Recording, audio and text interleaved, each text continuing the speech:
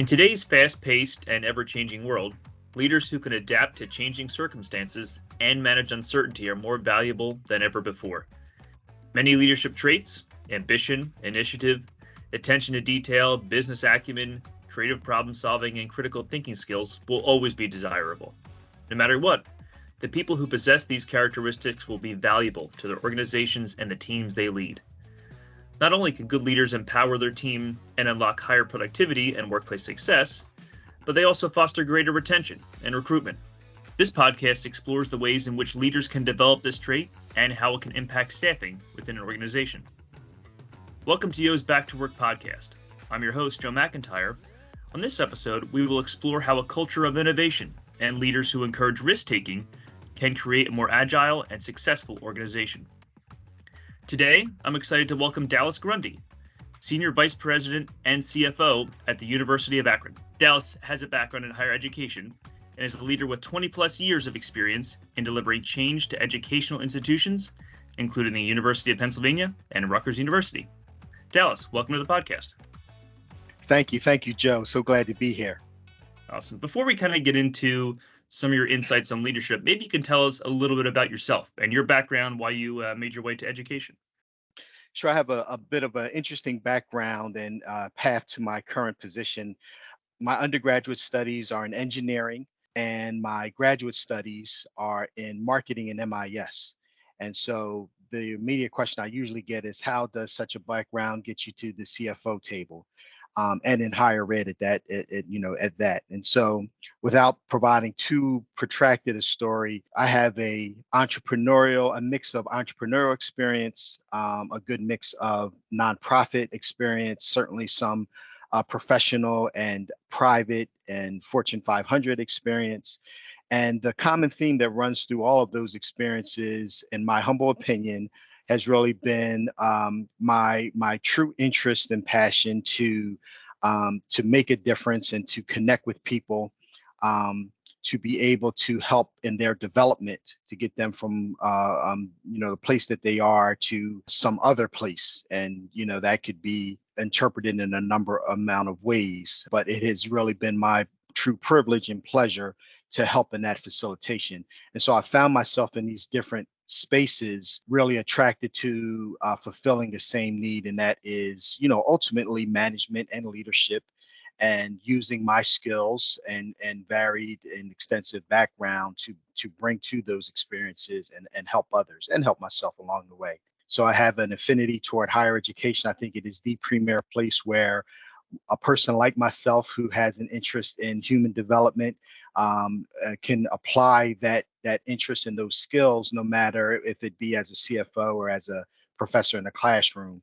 And so it just has been my true pleasure the past 20 years to work with a number of professionals spanning a broad range of backgrounds to be able to do that. Yeah, I don't think there's anybody better to have on a podcast talking about leadership than someone who's not only a leader yourself, but someone who's working at an institution helping to mold tomorrow's leaders. So first, maybe you can tell us, in your opinion, what the traits of a good leader are and what maybe makes one leader better, quote unquote, than another. Yes, good question. For me, truly, what comes to my mind initially when I think about what makes a good leader, what are the traits of a good leader? Great listening skills, adaptability. You spoke about adaptability in your introduction, and those two are really key. I think whenever you're working with people, you know that there's going to be the need to connect, and you know that there are going to be issues and challenges and problems that come, as a result of that interconnectivity and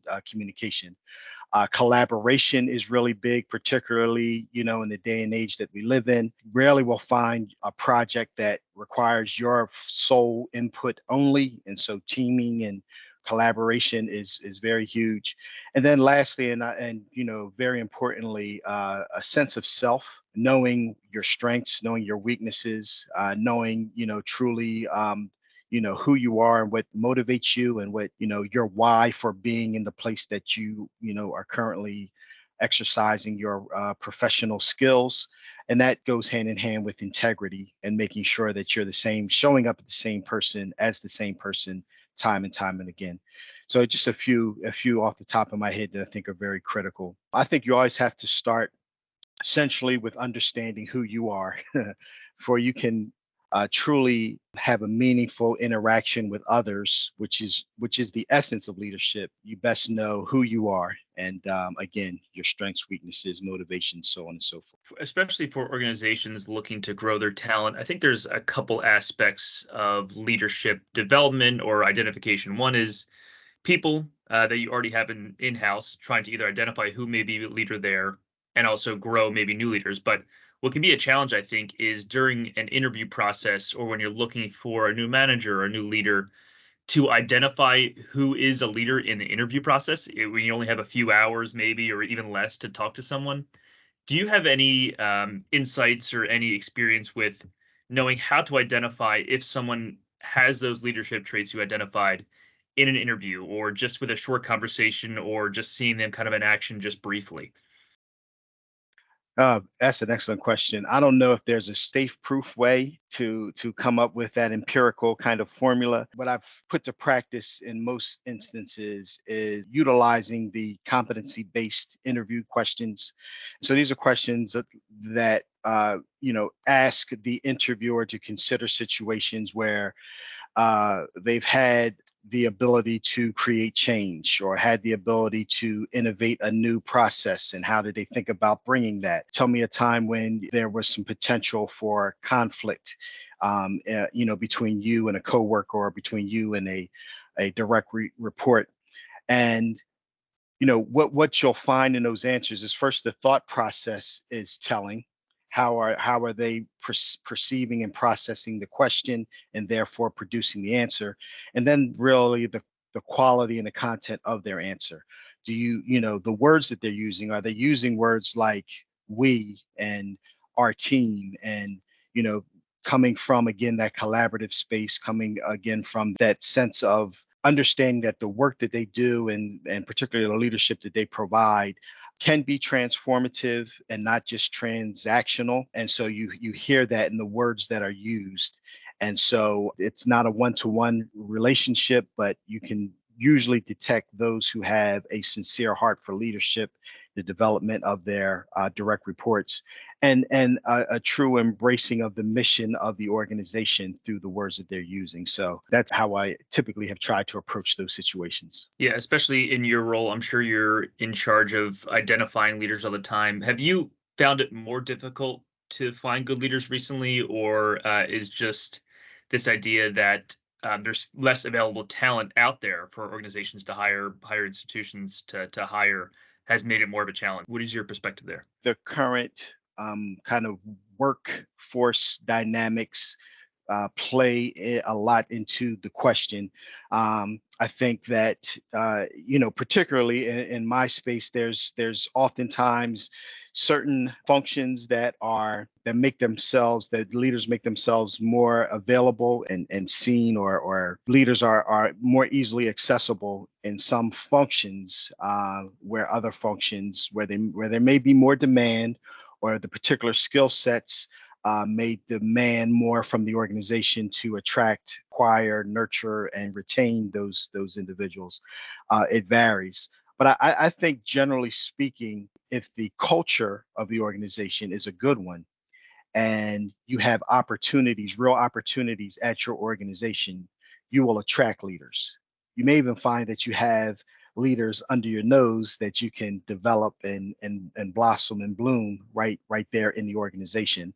And so I think a lot of it has to do with the care that the organization has taken to really develop a culture, define its mission and stay true to its mission, have an inspiring vision, and push the members of the organization to aspire to that vision, and then really have a set of values by which they work on a daily basis that really reinforce and undergird, that mission and the vision. I think what I've seen is, when you have that, you have an influx of interest to come and work for the people and the organization that can really be fertile and productive for that individual seeking opportunities. Mhm. I want to get a little philosophical with you here. In your opinion, do you think good leaders are born, or are they made, or is it kind of both? The age-old question. I think it's a little bit of both. I think it's a little bit of both. I certainly believe that anyone who dare assumes leadership must know that it's a service first, not a to be served first. And so there's somewhat of a humbling arc that a leader has to take in order to gain the learning and development needed to be the appropriate leader for the appropriate situation. But not everybody has such humility.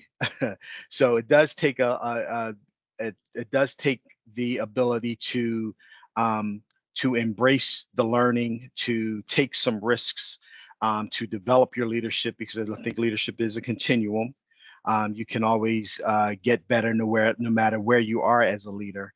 And so while the work is needed, there also has to be some innate qualities about yourself to have the humility, to do the reflection, to do the work, to be a leader. Yeah. Yeah, you mentioned some of those good qualities of leaders, but I'm sure we've also had our bad share or our share of bad leaders that we've come across, whether it's a bad boss or a bad manager. What are some of the qualities in your eyes of a bad leader or someone who's not an effective leader? Yes, yes. Well, again, I think it goes back to leadership is about serving first. And so that's a perfect setup for a person who may be self-centered, a person who may have some insecurities, and we all have insecurities. We all have some self-centeredness. But I think too much of a dose of either one of those. I think about those who might micromanage, which might be a symptom of the insecurity or the self-centeredness. Not that sometimes micromanagement may be necessary. But I think as a general rule, if you have some of those hangups, if you have some of those misperceptions about what leadership is, what leadership does, what leaders do, um, it makes for a bad leader. But on the other hand, it sets up the opportunity to learn from that failure and come back as a better leader if again you have the humility to embrace it. Yeah. I mean, I think a lot of people talk about their experiences with poor leaders more so than their experiences with good leaders, at least in social situations. How much of an impact does a leader, good or bad, have on an organization and kind of importantly on its ability to retain its best talent? In my view, it's a chicken and an egg situation. So, you know, to be a leader, you have to have followers, right? So at least two people have to be following you before you can even qualify as a leader. And so leaders have influence. We understand that. Um, and so I think a good leader can be a good influence on a good culture or a bad culture. But I think a leader does have some limitations depending on the culture that that leader finds him or herself in. And so, again, the chicken and an egg. I think that when we talk about culture, when we talk about mission, vision, and values, good leaders in good organizations are the main ambassadors for the organization, can transmit that culture, can really um, extend those philosophies and those practices in such a way that it attracts other leaders. But if you're a good leader in a bad situation, it can be a challenge to overcome that. And so I think it's a pull and tug. The leaders constantly trying to be better, and the organization can help that leader. The leader's trying to make the organization better. But one leader in and of him or herself cannot change an organization around. And so it's a two-way street. I apologize for this, but I'm going to keep asking you very difficult questions. I hope you keep answering them. Yes. Uh, a challenge that everybody has is probably figuring out whether they are a good leader or not. I think we'd all like to ideally think that we are or hope that we are good leaders, but can a person innately know whether they are a good leader or not? And I guess, how do you find out what works and what doesn't with your people, as your leadership, as your leader and using those leadership qualities? Is there any way to figure out, am I good or not at this? Yeah, that's a good question. I've often, I'm sure you have, most of us have thought about the time when we thought we were leaders, when we thought we knew that we were leaders, or what happened, what set of circumstances kind of gave us the first indication that we had some leadership. And I would argue again, it goes back to, is there anybody behind you following you? Is there anybody who has heard, processed, digested your, for lack of a better term, value system, and accepted that as the standard for themselves? I think that's really what a leader is and what a leader does. Um, and so I think that depending on whether whether you're talking about a sporting team, or you're talking about a corporate team, or you're talking about a neighborhood activity, um, do you have the capability to inspire others and to have others follow you? And I think some of the ways to test that is, one, you really have to, again, know who you are and be authentic and original in who you are and what you are broadcasting, the values that you're transmitting. Um, because if the connection is made, it needs to be made on a real basis, on a real foundational basis, based on what you are bringing to the table. Being transparent. None of us are perfect. Um, in many regards, knowing that you're a leader involves sharing some of your weaknesses. Being transparent about the areas where you certainly have strength, but areas where you need help. And do others see that as an opportunity, that they can connect with you on, or do they see that as a turnoff because you have, less than capable skills in a certain area? So I think you have to be authentic, you have to be transparent. And it just really reminds me that you always have to connect your why to the work that you're doing, so that others can be inspired beyond just the paycheck that they may be getting, or the personal gratitude that they may be getting. And in particularly in higher education, in each of the positions that I've had, I think about one of my first very significant positions at Rutgers Graduate School of Education. As an administrator, I saw myself as contributing to the education of the children and families in New Jersey who were being taught by the teachers who were coming through the Graduate School of Education. It's a long line, but I connected my work every day and was motivated every day by the thought of the impact that I was having at the public school level or the private school level. And I think when people can see that kind of motivation and bigger purpose, and they're following you, that's an indication that you're a leader. Yeah. Yeah, I mean, you just hit it on the head there with the impact that you're having, not generations certainly down the line, but levels of people down the line. And I think a lot of leaders and a lot of people in general don't necessarily understand that you certainly have a direct team that's reporting to you, but what you're teaching them is going to have an impact on their ability to lead later. So, not to put too much responsibility on people's shoulders, but it is. There's, monkey see, monkey do. There's a lot of, learning that's happening down the line. Absolutely. Yeah. Absolutely. Yes. Question for you that I think is super relevant in higher education, because not only are you educating current students, but you're trying to attract new ones, the high school students to come in. So, is there a difference in what leadership traits retain talent, so keep those people in house on your current team, versus attracting new talent? Are there any difference there, or are they kind of pretty much the same? I think that they're the same, but I think there's a subtle there's a subtle difference in um, the timing, obviously, of what you portray, or what your practice may be, what you're saying, what you're doing. It's one thing to espouse a certain set of values. That may be what you do to attract somebody, right?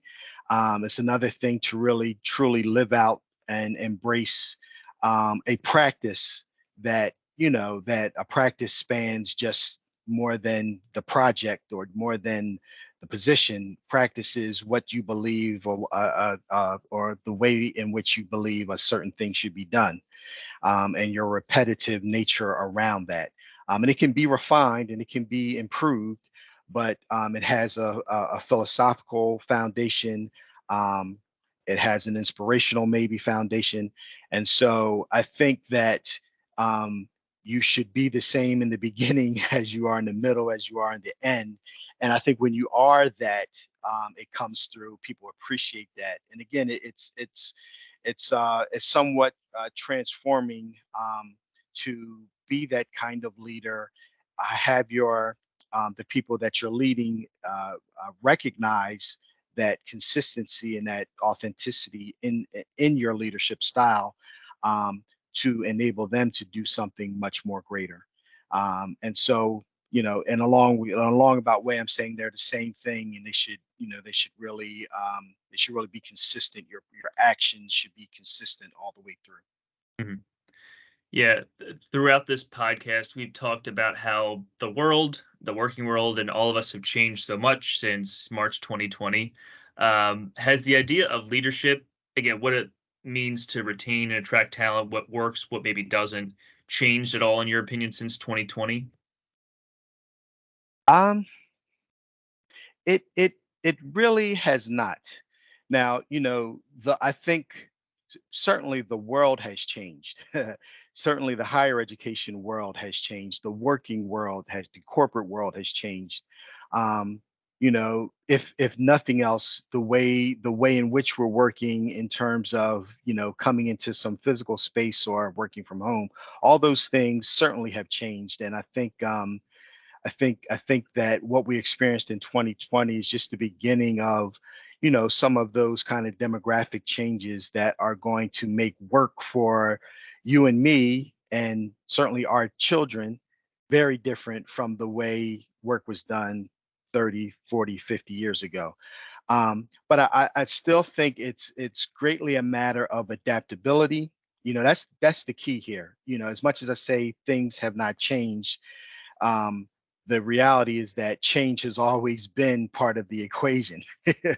So it's kind of acknowledging that change is always happening, and therefore it's really not new.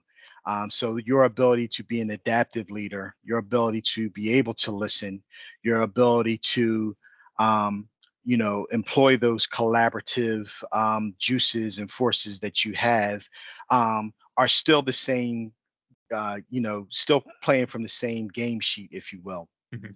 So I think that 2020 has shown us that, if anything, we need to embrace our fundamentals more, um, and that as the ground shifts below us, it really is. We're still working with human beings. We're still connecting with people.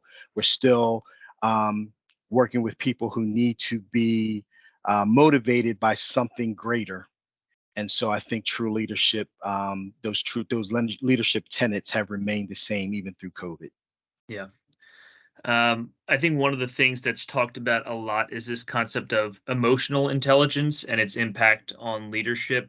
Uh, is there any way to improve your emotional intelligence or better understand your own emotions and the emotions of your team members and how that kind of impacts the work that you do or your ability to collaborate? I mean, it's probably another big question and another buzzword with emotional intelligence, but I do think there is something important there.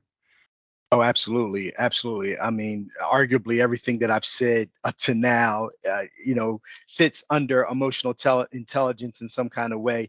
And I try to think about emotional intelligence in terms of self-confidence and self-management, having, and that's more internal, and that notion of knowing who you are and what motivates you, where your insecurities may be. And then there's a kind of the external piece of emotional intelligence and having empathy, and learning really how to manage your relationships, um, which again is an external piece, but also has to do with you understanding yourself and your own communication styles. And so, how do you sharpen those 4 points? For me, I can share just 2 simple things that I think have been effective for me. I keep a journal, um, and that's a professional journal, but also a personal journal. And it just helps me to be reflective of my own leadership, um, of my own, philosophy, and I talk about the why of me being at an organization, or the why of why I'm doing a certain thing. Um, Keeping a journal for me has helped me to keep those things front and center. It's helped me to go back and reflect on my actions and measure them up against those tenets that I've held true for so long. Um, and then the other thing I would say, and this has been a challenge for me, I will admit, um, because I think true leadership is more relational than task oriented. You have to get up out of your seat and circulate and see people and talk to people, and have build that time in your meeting space where you can really connect with your coworkers on a one-on-one basis, and connect with them on a collective basis as well, to facilitate some team building. So it's a lot of it is, going outside of the comfort zone, and doing some things that may seem, off the direct path for the work that you may be doing. But if it's relational, it goes toward that emotional intelligence and help build that muscle. For me, at least, it does. Dallas, last question for you here. Take out your crystal ball for us. What does the future of a good leader look like, especially as technology becomes more integrated into the workplace? More and more people are on Zoom calls. A lot of talk about artificial intelligence and that's impact on the workplace. So, what do you think the future leaders will need and will look like? Yes, great question. We've talked about a lot of things in terms of adaptability and listening. Um, I have held on for some years now a quote that that is attributed to Ken Chenault. I think it is. I think it predates Ken Chenault, who's the world-renowned past CEO of American Express, where he says the role of the leader is to define reality and to inspire hope. And that's a simple statement, but I think it's so powerful. I think that we're living in times where um, often it's hard to embrace the realities, let alone state the reality and really kind of live and operate in the reality. Um, but it's so important to know exactly where you are, um, and why you want to move from this point onto another point. And so the other point is inspiring the hope. And so it requires leaders to have vision, foresight, some imagination, some innovation, to reimagine the work that we're doing, the impact that we're having today in some future improved state. That's the purpose of leadership, to move us from here to there and to really facilitate change. And so I would just kind of close with a couple of thoughts from two guys who have become constant reading for me, Warren Bennis and Robert Thomas, who talk about crucible leadership. And crucible leadership is forged out of crucible moments, and those are the moments when we're extremely challenged and forced to ask ourselves, what do we really believe about leadership? What do we really embrace about um, the way that we should be leading, facilitating change, and how do we actually practically carry out that change? These crucible moments, test us, stretch us, challenge us, cause us to want to quit sometime. But if you can get up off the mat and learn and take the nuggets of the experience of the failure, they're not always failures, but many times the most poignant crucible moments come from failures. If we can extract the nuggets from those moments, then Warren Bennis and Robert Thomas say that we can come out on the other side with four distinct characteristics and qualities, and this is the answer to your question. So they talk about the ability to engage others in shared meaning, and so that speaks to collaboration, being able to have your why and extend your why out to those that are following you and motivate them to continue to pursue the why. A distinct and compelling voice. This speaks to me to authenticity, speaks somewhat to integrity. Many of us are parrots. We're going along to get along. We're faking it until we make it, and sometimes that's okay.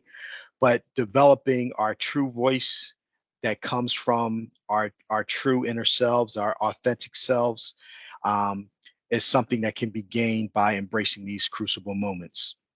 A sense of integrity that speaks for itself, including a strong sense of values with that integrity. And then lastly, we've said it ad nauseum, an adaptive capacity, the ability to be in any situation, be dropped down as a leader, and to do the things that you need to do to facilitate the change and take your followers forward. So I think the future looks like those 4 qualities in a leader. And the good thing is that, to your very, very first question, all of us can do this. We all have challenges. We all are faced with crucial, critical leadership questions on a daily basis. And it's our capacity to really unpack those and extract the nuggets from those experiences that can fortify our leadership going forward. So, Dallas, it's been great to have you on the podcast. It's been an awesome conversation. I guess last question here. If our listeners want to get in touch with you or connect with you in some way, how can they do that? Absolutely. So I am, like most of us professionals, on LinkedIn. So Dallas Grundy, I can be found on LinkedIn at Dallas Grundy. Also, I'm here at the University of Akron, where I've been the Senior Vice President, as you said, and Chief Financial Officer for the past just under 3 years. You can find me on our website at the University of Akron. I'm the Chief Financial Officer and oversee all the administrative and financial functions here at the university. Well, thanks again. And also thank you to our listeners for tuning into Yo's Back to Work podcast. To hear past and future episodes, please subscribe on Apple Podcasts, Spotify, Google Podcasts, or wherever you listen in. For Yo's Back to Work, I'm Joe McIntyre. Thanks for listening.